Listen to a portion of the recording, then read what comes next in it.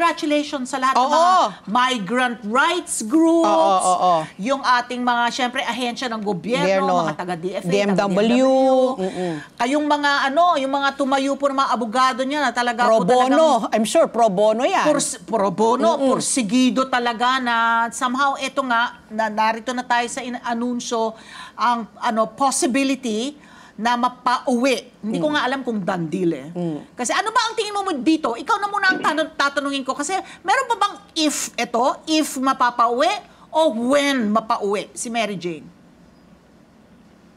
Okay. Magandang tanong yan. Pero from where I see it, base sa mga nababasa natin, mga pahayag ng Indonesian government, yung kanilang chief minister, ang ating DFA at ang Pangulong Marcos Jr., mukhang napipinto na. No? It's a done deal insofar as in principle, ika nga. No?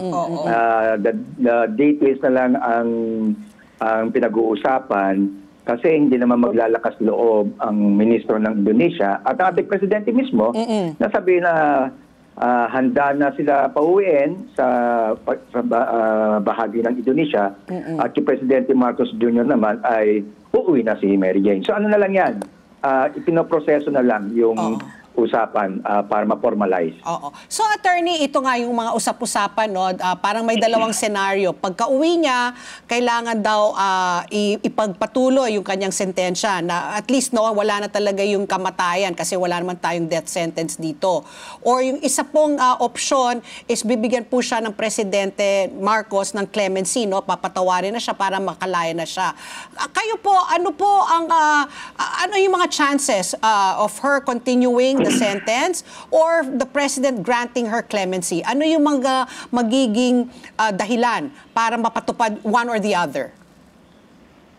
May range of possibilities Ali at Pat. Malawak-lawak yung range of possibilities.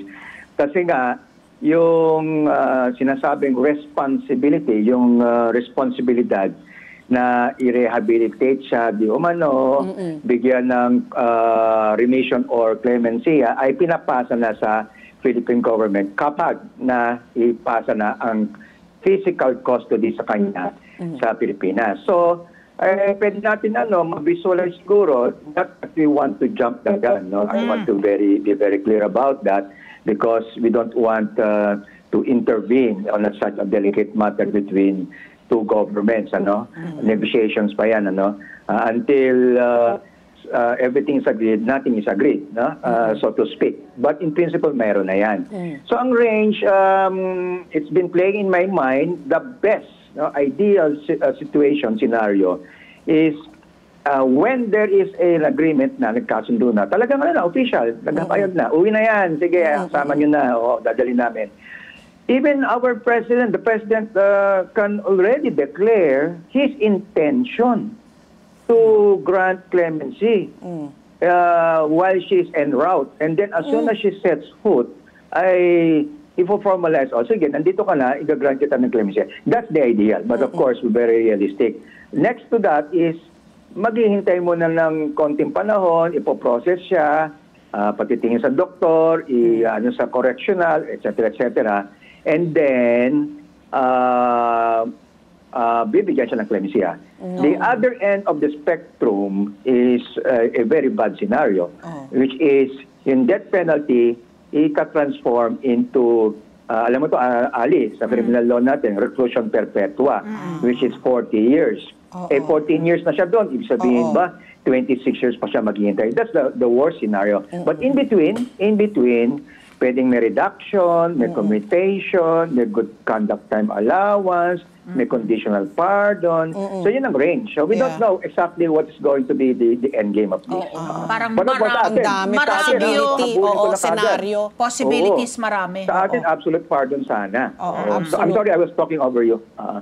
So, pero kasi ayon na rin sa mga initial na ulat pagdating ang initial request ng of course this is walang quid pro quo, walang something for something, wala daw kapalit ito, no. So I think according to the reports ang initial request daw original sentence issued by the courts of Indonesia Indonesia. should be upheld.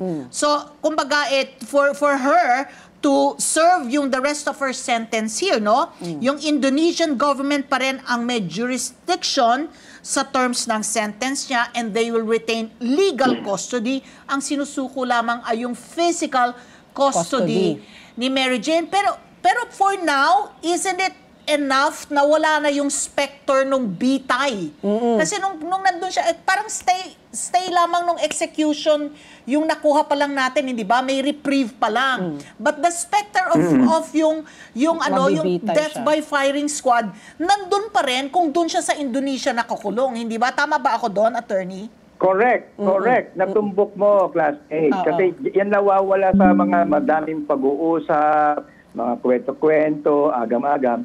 Natumbok mo. Ang dulo neto, whatever happens, no? Whatever happens, malipat ba siya when, how, where, how long, diba? Bibigyan ko. Ang dulo talaga nito, ligtas na siya. Oo. Ligtas na siya sa firing squad. Let's get together. Sunday 25. Sunday 25.